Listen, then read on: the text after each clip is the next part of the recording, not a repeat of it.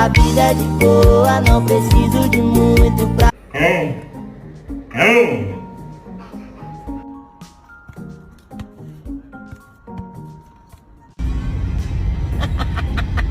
Thanks for holding the train.